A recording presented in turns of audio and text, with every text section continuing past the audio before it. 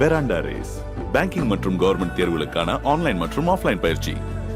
வாக்கு எண்ணிக்கையின் போது நடக்கும் தில்லுமுல்லுகளை நியாயப்படுத்தவே பாஜகவுக்கு சாதகமாக கருத்து கணிப்புகள் வெளியிடப்பட்டுள்ளன என்று நிதியமைச்சர் நிர்மலா சீதாராமனின் கணவரும் பொருளாதார நிபுணருமான பரகல பிரபாகர் விமர்சனம் வைத்துள்ளார். 2024 லோக்சபா தேர்தல் முடிந்துள்ளது. நாளை காலை 8 மணிக்கு வாக்கு எண்ணிக்கை நடக்க உள்ளது. இந்த நிலையில்தான் 2024 லோக்சபா தேர்தலில் பாஜக பெரும்பாலும் 300க்கும் அதிகமான இடங்களை வெல்லும் என்று தேர்தலுக்கு பிந்தைய கருத்து கணிப்புகள் சொல்கின்றன. சில கணிப்புகள் என்டிஏ கூட்டணிக்கு 370 இடங்கள் கூட கிடைக்கும் என்று கணித்துள்ளன. 3 கணிப்புகளை தவிர மற்ற எல்லா கணிப்புகளும் பாஜக ஆட்சியை உறுதி செய்கின்றன.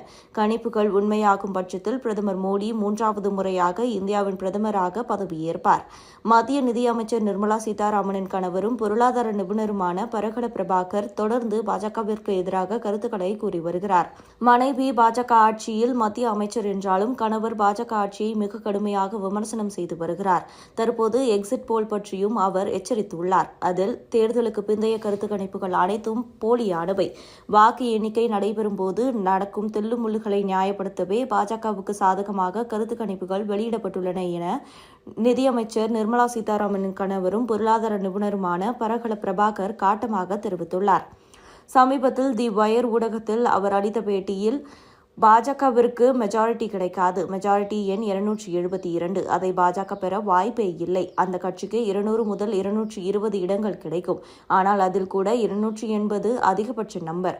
அவ்வளவு நம்பர் கிடைப்பதே வாய்ப்பு இல்லை என்று அவர் கூறியுள்ளார். அதேபோல பாஜகவின் என்டிஏ கூட்டணிக்கும் மெஜாரிட்டி கிடைக்காது. என்டிஏ கூட்டணி 272 கிடைக்க வாய்ப்பு இல்லை. அவர்கள் கூடுதலாக 30 முதல் 35 இடங்களை பெறலாம். சேர்த்து பார்த்தால் 250 முதல் 265 இடங்களை என்டிஏ மொத்தமாக பெறலாம். அதுதான் வாய்ப்பு இருக்கக்கூடும். இதுவும் கூட அவர்களுக்கு தாராளமாக இடத்தை கொடுத்தால் மட்டுமே சாத்தியம் என்று நிர்மலா சீதாராமனின் கணவர் பரகல பிரபாகர் தெரிவித்துள்ளார். இந்த நிலையில்தான் புதிதாக பாஜக தோற்றால் அந்த கட்சி எளிதாக தோல்வியை ஏற்றுக்கொண்டு போகாது. RSSின் 100 வருடத்தில் இந்து ராஷ்டிரம் என்கிற திட்டம் நிறைவேறாமல் போகும். காந்தியை கொன்ற பிறகு நேர்ந்த கதிதான் நேரும். எனவே வீழ்ச்சியை தடுக்க அவர்கள் எதையும் செய்வார்கள். பாஜக விழுந்தால் ரஃபேல், PM கேர்ஸ் உள்ளிட்ட பல மோசடிகள் வெளிவரும். அது பாஜகவுக்கும் இந்திய மக்களுக்கும் இடையில் நடக்கும் சண்டை. இச்சண்டை வாக்களிப்பதுடன் முடியவில்லை. ஜூன் 4ஆம் தேதி முடிவு வெளியானதும் முடிந்துவிடக்கூடியதும் இல்லை என்று அவர் குறிப்பிட்டுள்ளார்.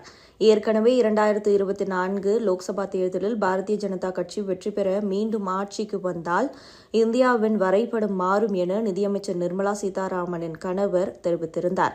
2024 லோக்சபா தேர்தலில் பிரதமரும் பாஜக தலைவருமான நரேந்திர மோடி மீண்டும் தேர்ந்தெடுக்கப்பட்டால் நாடு முழுவதும் லடாக், மணிப்பூர் போன்ற சூழ்நிலை உருவாகும் என்று அவர் எச்சரித்திருந்தார். ஊடகங்களில் அவர் பேசுகையில் 2024 பிரதமர் மோடி மீண்டும் பிரதமரானால் இந்தியா மீண்டும் ஒரு தேர்தலை சந்திக்காது. உங்களால் இந்தியாவை அடையாளம் கூட காண முடியாது. அந்த அளவிற்கு நாடு மோசமாகும். மோடியே செங்கோட்டையிலிருந்து வெறுப்பு பேச்சு கொடுப்பார். மோடியே வெறுப்பு பேச்சுக்களை இனி நேரடியாக பேசுவார். இதுவரை கட்சியினர் மட்டுமே இஸ்லாமியர்களை நேரடியாக விமர்சித்த நிலையில் மோடியே அதை பற்றி பேசுவார். மோடி இனி அமைதியாகவோ நுட்பமாகவோ பேச மாட்டார். வெளிப்படையாக நிலைப்பாட்டை பேசுவார். வெறுப்பு பேச்சுக்களை அவர்கள் ஏதோ பொருளாதார புரட்சி போல பேசுவார்கள் என்று எச்சரித்திருந்தார். பெராண்டா ரேஸ் பேங்கிங் மற்றும் கவர்மெண்ட் தேர்வுகளுக்கான ஆன்லைன் மற்றும் ஆஃப்லைன் பயிற்சி.